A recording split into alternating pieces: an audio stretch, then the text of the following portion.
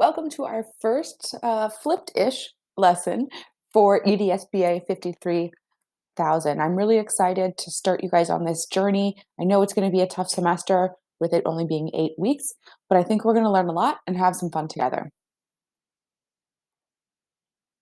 All right, so what does it even mean to change behavior anyways? A lot of times, if we look back in our literature, behavior change has meant behavior modification. So simply forcing somebody to do something that you want them to do.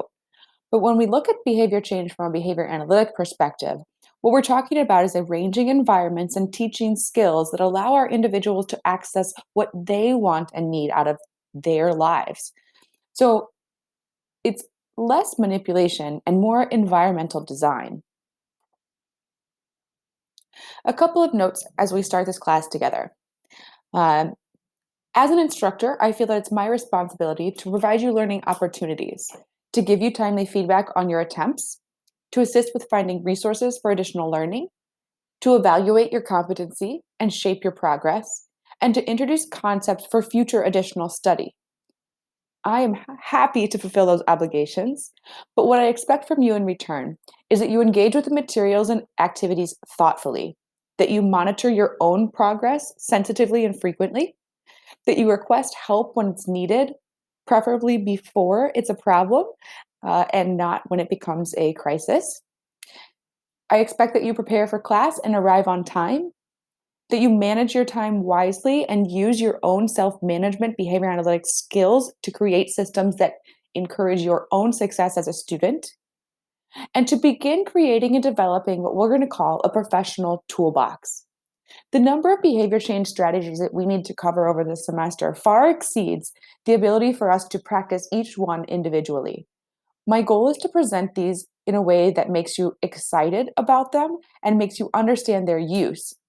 You may need to do additional research, additional practice, or seek out additional mentorship in order to use some of these concepts effectively in your practice. This is one of my favorite B.F. Skinner quotes.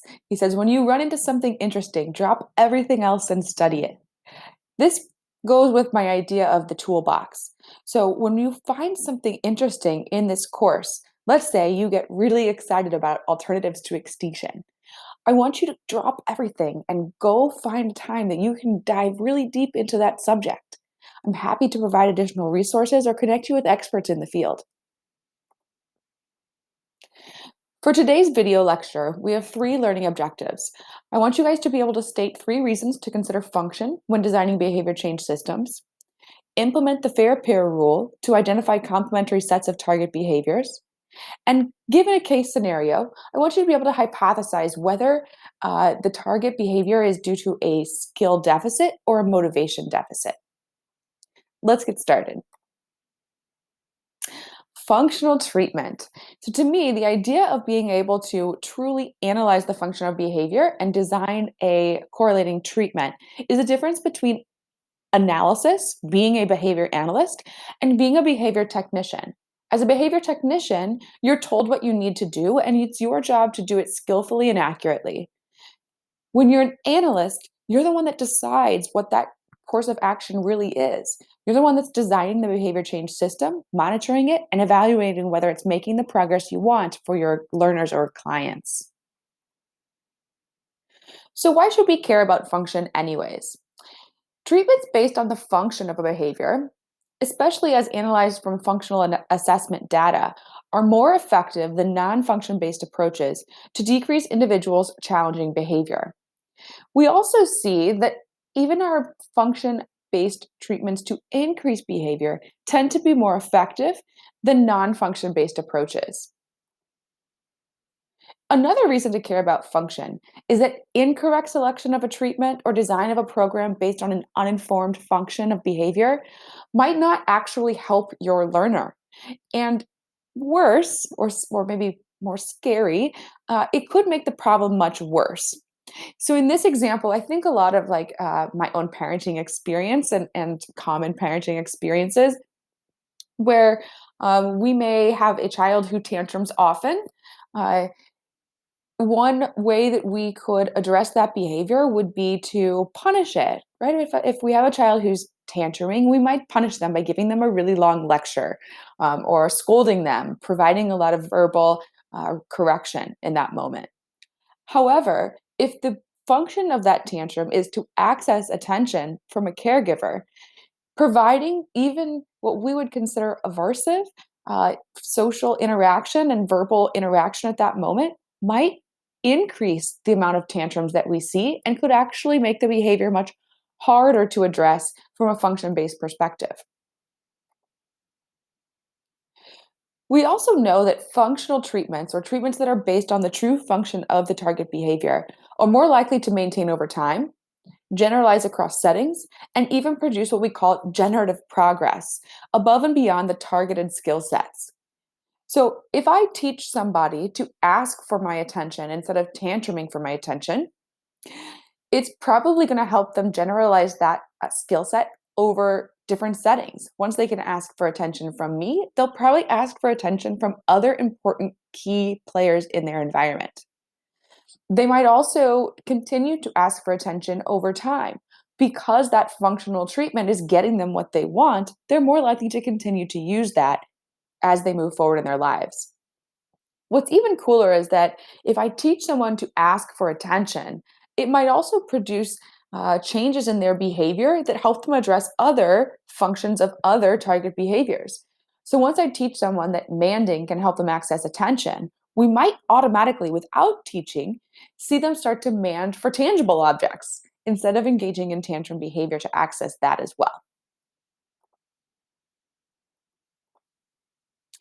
So, some questions to consider when we think about whether or not function alone is enough. I know I just harped on the great things that function-based treatments can do, but we also want to think about things like contextual variables, ethical responsibilities, pragmatism, um, and the resources that we have available. Here are some questions we also want to think about as we identify function-based treatments. Who is available to implement the treatment now? Will they still be available when this treatment is continued later? What resources are available regularly to our client? Is it sustainable to spend these resources long term? How long do we have to change this behavior? How long will it take to remove the supports we put in place? We'll talk a lot about this one in particular because we want to be sure that we're actually changing behavior in a way that sustains after we stop working with our client. Similarly, can the individual be taught to manage their own behavior change system? This is ideal because when we can change someone's environment and encourage the use of adaptive skills over maladaptive ones, if we no longer have to be part of that behavior change system, the individual will take those skills with them and access all the world of reinforcement and possibility in their real life, not just their life as conducted by a behavior analyst. Another question is, how dangerous is it to change this behavior? Have we carefully considered the inadvertent side effects and plan to control or identify them? With each of the treatments that we'll discuss in this class, there's going to be some things we need to watch out for. Even something very simple like using high rates of positive reinforcement to teach someone to ask for what they want has some potential side effects that could be detrimental to our individual. For instance, with manding in particular, there's a side effect that we call creating a mand monster. This is the idea that when we teach someone that they can ask for what they want, they might start doing it at such a high rate that it also becomes inappropriate. We see this a lot with typically developing toddlers when they first learn that they can ask for something and someone will get it for them, socially mediated positive reinforcement. We tend to see a high rate of that occur, and it can occur to the point where it becomes a problem. Why? Can I? Please, please, please. So we want to carefully consider what might happen with our interventions and be able to plan for that moment when it starts to occur and how we're going to change our plan moving forward. A couple other questions we can think about is, how acceptable is my plan to the individual and their support persons? Is it socially valid and is it age appropriate? Are we creating a behavior that is going to help them access reinforcement once we're gone? Is it age appropriate? Is it non stigmatizing? We certainly can change behavior using some of these strategies and not meet those goals. So these are things we want to very carefully consider. One, for our responsibility to the individual that we're helping, and also to the responsibility that we have to the field of behavior analysis. When we don't consider social validity or long term generalization of our interventions, we promote and kind of keep going the idea that behavior analysis uh, is traumatic. To be totally honest, is traumatic or can only create behavior change under very controlled conditions. And then finally, even if we select a really evidence based, contextually appropriate treatment, we can't forget thinking about whether or not the treatment is working. If it's not working, as pragmatists, we need to abandon it or change it or tweak it in order to make the changes that we are responsible for helping our client achieve. All right, let's look at some examples. You don't need to know how to do these treatments, but we should at least be able to identify how the function of the target behavior is addressed by each strategy. Let's start here. Here we have some challenging behaviors, some identified functions, likely the result of an FA, and then some antecedent-based functionally equivalent treatments. First, we see screaming. The function of the screaming is to get attention. So, from our little anecdote here, we can see that when the individual starts screaming, they get positive reinforcement in the form of a statement such as, "No, don't scream," or "Stop, that hurts my ears." If we want to create a function based treatment, we could provide frequent attention before the challenging behavior occurs. So, using a really well designed, non contingent attention intervention might prevent the functionally equivalent challenging behavior of screaming. Another example might be if we see something like hitting another child in order to access tangible positive reinforcement. If I hit you, you're going to give me your toy. Again, we can address that from an antecedent functionally equivalent perspective and provide free access to many toys. I remember in carpool as a kid, um, we had a rule that if you were going to stop, I don't even know if carpool is a thing anymore, but basically, if a carpool driver was going to stop for a treat, it was not a choice. Everybody got the same type of treat in that setting, and therefore it kept us from trying to take somebody else's treat from them. We got it already, so we don't have to go try to get it from somebody else. Spinning and rocking is a common challenging behavior that has sensory consequences or is maintained by automatic reinforcement. So, if it's inappropriate for our individual to be spinning and rocking in the topographical manner that they are, we might provide access to something that will help them get that same sensory input, such as access to a swing. And finally, we can also look at negative reinforcement examples. So, if we have a challenging behavior such as pushing work away so that they get out of having to do that work, we can look at our antecedent interventions that help address that specific function, such as providing choices, giving assistance, providing work for less time. We can also do the same thing with both antecedent and consequence based interventions. So here we see a summary table of some of the suggestions given from Geiger, Carr, and LeBlanc in 2009 and Grow, Carr, and LeBlanc in 2010 in both the Behavior Analysis and Practice Journal and the Journal of Evidence Based Practice for Schools. So, if we have some type of behavior, for instance, that is maintained by automatic negative reinforcement, we might want to help the individual address medical concerns or address that aversive stimulus that they are feeling and help reduce that before we look at the behavior itself. We could also provide and teach the use of a break or a calming area if that provides the same type of negative reinforcement that the individual is achieving by engaging in that problem behavior.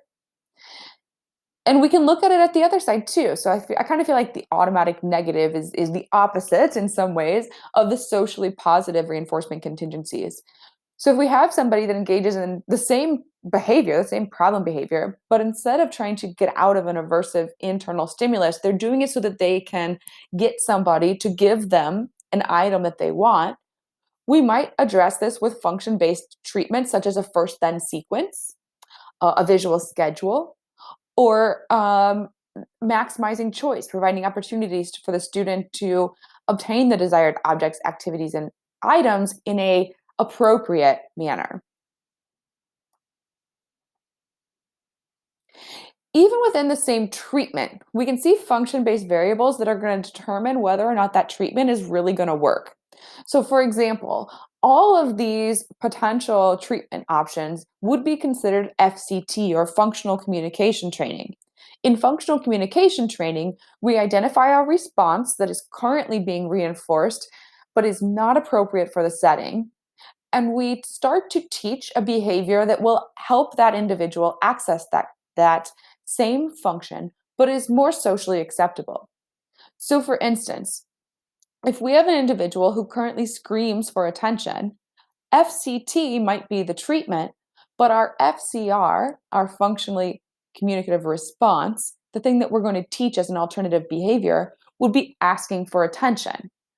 Whereas if our behavior is hitting others in order to be sent to another room, we wouldn't teach asking for attention. We would teach asking to go to another room. In a couple of other examples, if our target behavior is grabbing food, we wouldn't again teach asking for attention. We would teach asking for food.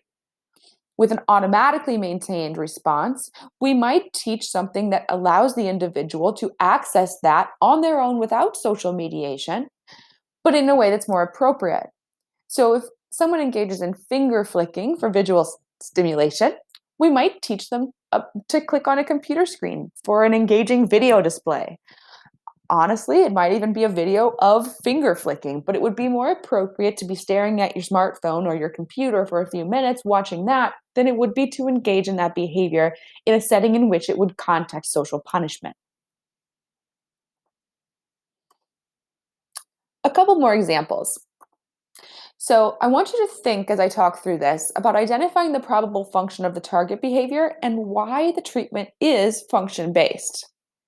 So, let's start with vocal stereotypy, maintained by automatic reinforcement in the form of a pleasing sound.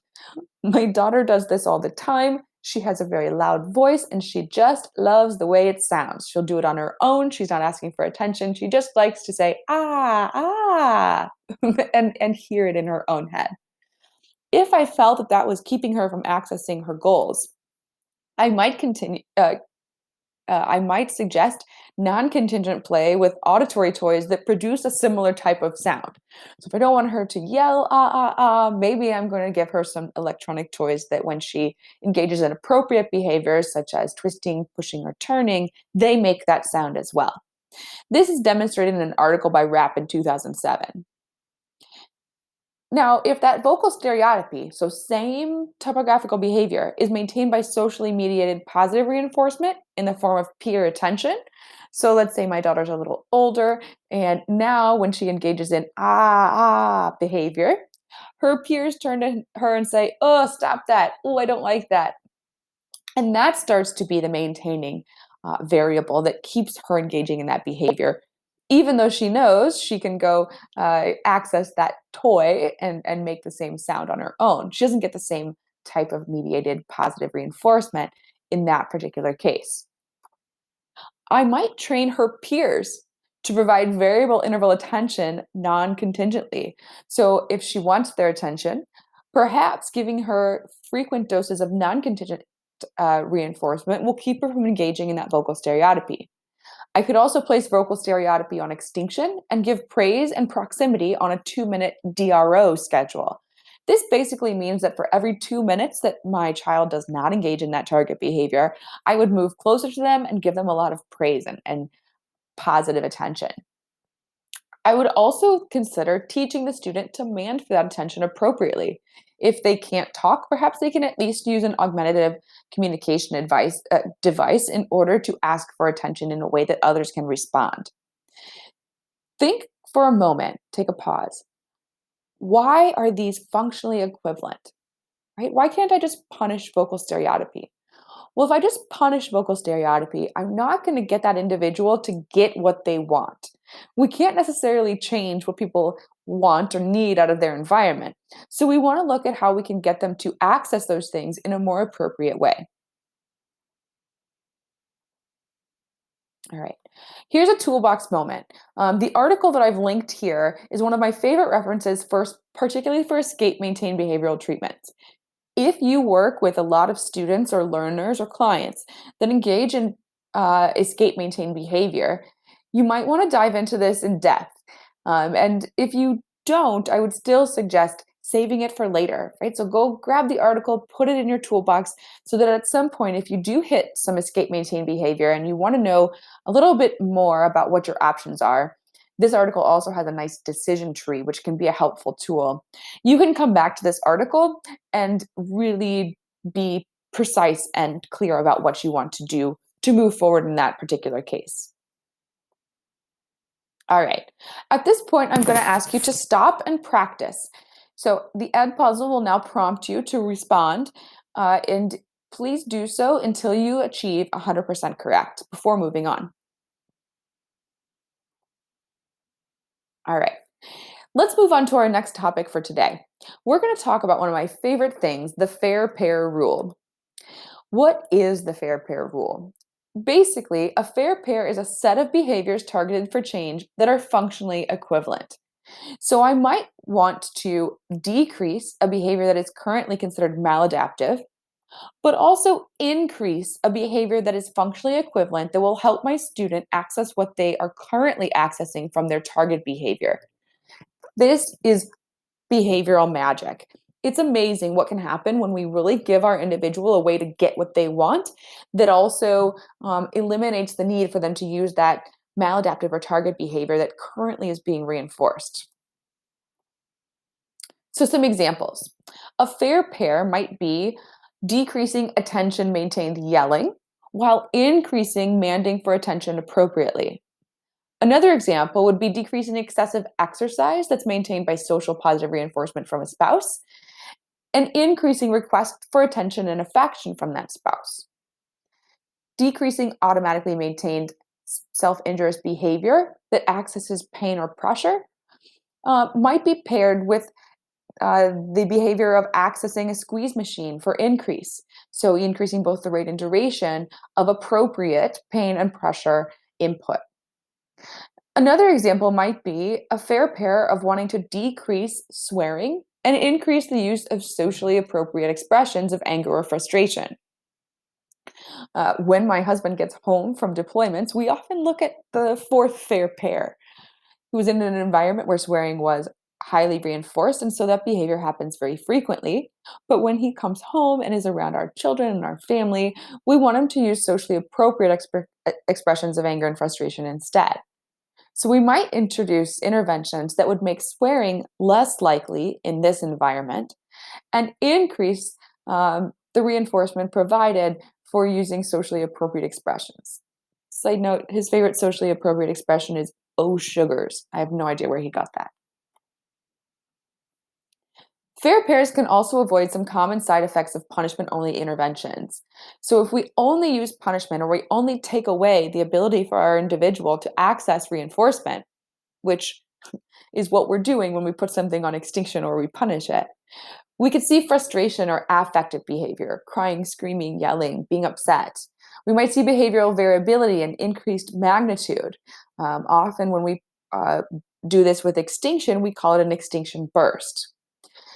We could also see the resurgence of target behavior. So often, when we just punish a behavior out of existence, it comes back because the individual still has that unmet need and they don't have any functionally equivalent skills to help them access that reinforcer.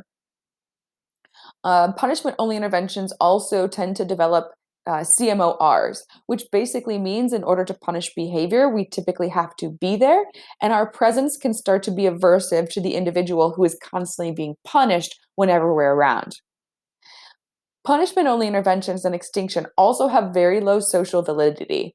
So, this again brings us back to the idea that we have to use this fair pair in order to create excellent results for our clients and also maintain the integrity of our field and not be seen as just straight behavior manipulators. We want to be seen as people that help the people that we're trying to serve.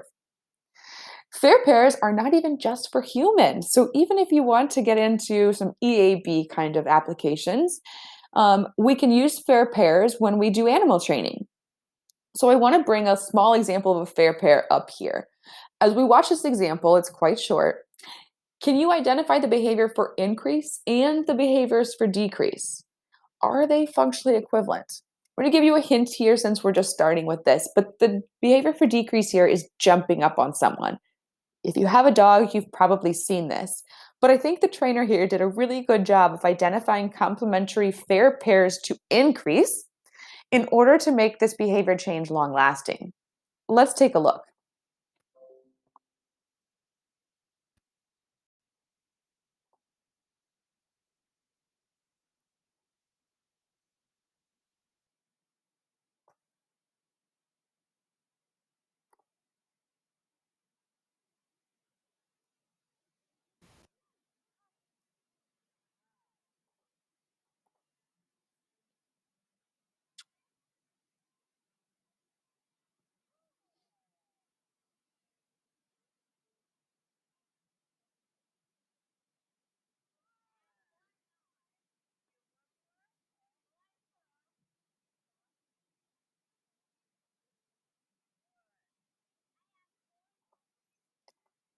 So if you're able to see that, you'll notice that the trainer never actually has to even punish jumping up because she's done such a good job at reinforcing the fair pair. So she's reinforced behaviors such as keeping her paws on the ground as she gets closer to the young child, um, and even reinforcing the idea that the dog is leaving the young child without engaging in that target behavior.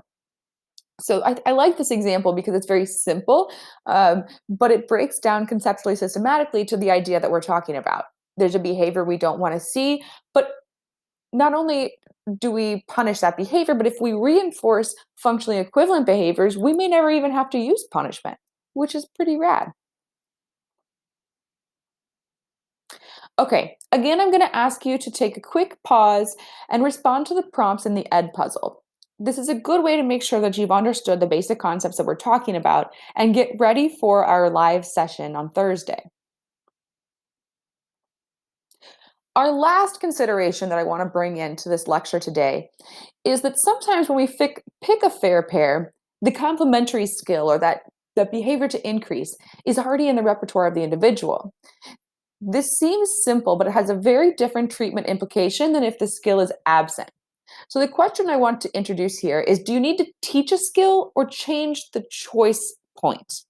When I talk about choice point, I'm talking about an individual that might have both fair pair behaviors in their repertoire, but tends to choose or allocate their behavior to the maladaptive option to access that reinforcer rather than engage in a positive or appropriate behavior to get what they need.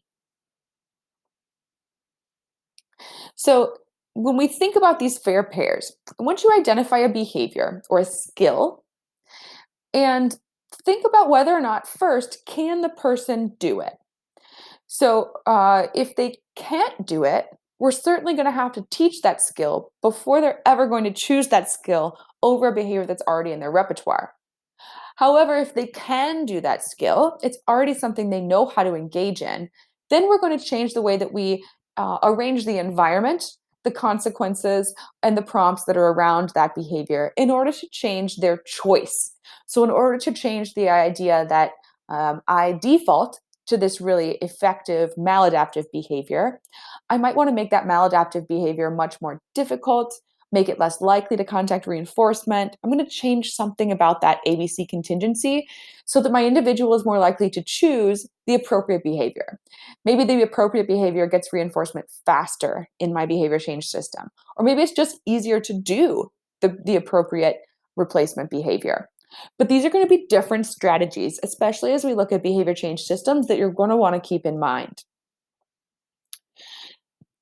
One of the reasons that this plays into treatment is that if we have a skill deficit, we must address that before we can expect any change in the choices made by our learner. It also influences whether we're going to use an instructional strategy or manipulate the environment, the reinforcement, the SDs, and the MOs that are present for that learner. So imagine for a moment that you have the opportunity to earn $1 billion. You're very poor and you're very motivated by this potential option. So the idea that the reinforcer of money is very, very valued is important to this case. In fact, in the past, you've engaged in many maladaptive behaviors in order to access large amounts of money. You've robbed banks, you've stolen, you've committed fraud, etc. Seems like a good opportunity, right? The choice point would be pretty clear. If I can access $1 billion and I don't have to potentially engage in dangerous behaviors like robbing or stealing, I'm probably going to choose um, the adaptive approach. However, you then learn that to earn your $1 billion, you must perform a perfect double tuck on the flying trapeze. If you've never seen the double tuck, it's not horribly difficult, but I can tell you if you've never done it, there's a very, very low chance that you're going to engage in this behavior perfectly enough to access the reinforcer of $1 billion. Here we can see a nice double tuck. Boom. This individual would access reinforcement. You might not. So, what might influence your behavior there? If you know that it's available, but you can't get to it, I would imagine you're going to actually see a lot more frustration. You might see an increase, a behavioral contrast, an increase in the maladaptive behavior. Because even though you now have the opportunity to earn your reinforcer using an adaptive behavior, if you can't physically perform that behavior, you're not going to see the behavior change that we want in this type of system. So think again. What if someone first taught you to perform the double tuck and then this opportunity was presented to you? So now I'm an expert at the double tuck, and all of a sudden the opportunity walks into my life to earn $1 billion by performing that behavior or continuing to engage in maladaptive behavior. Likely that is going to be influential and change the choice point. Whereas if I truly don't know how to engage in that behavior, my choices are probably going to stay the same. So no amount of motivation or punishment is going to change the choice point for the most part. We must be excellent designers, excellent environmental designers, and excellent teachers. So we're going to look at both types of interventions over the next 8 weeks. But remember that we can't necessarily just change consequences in order to change behavior. Sometimes we have to still be excellent teachers and teach our individual a behavior that will help them access reinforcement when we put those contingencies in place. So moving forward, you're going to be exposed to a large number of potential behavior change strategies. Even today, if you were that person who goes above and beyond, you've probably seen a large number of behavior change strategies, both FCT, DRO, DRA, and some escape maintain behavior types of treatments that are far more in depth than we'll talk about at this video. We must always consider whether the strategy is appropriate for both the function and the context of our intervention. I want to take a brief moment to talk about two exceptions. We'll talk about them more in our live session. But one thing to think about is consent. So you may have a really, really well-designed fair pair and intervention that addresses the skill deficit and the motivation in order to make the behavior change system work. However, if our individual says no, and the people in their lives say no, we have to be flexible enough in our toolbox to pick another functionally equivalent treatment and present that as an option. There's never one specific answer. And I think there's some things out there that might give the wrong impression, such as if you have a socially mediated negative reinforcement contingency, here is the answer for that particular individual. It really doesn't work that way in true behavior analysis. We're going to have to be flexible enough that we can identify several potential interventions that are functionally equivalent, test them, monitor them frequently, and change if we need to, or especially if we don't see progress. But remember, our clients always have the right to say no, even if what we're suggesting is considered evidence-based treatment. All right. This is enough for today. Please complete the activities in this video before we get to live session. And remember, you also have some short videos to watch. Can't read a video. To watch before we get to class. Please do those so that we can have a productive, fun, and engaging live online class session. Thank you so much.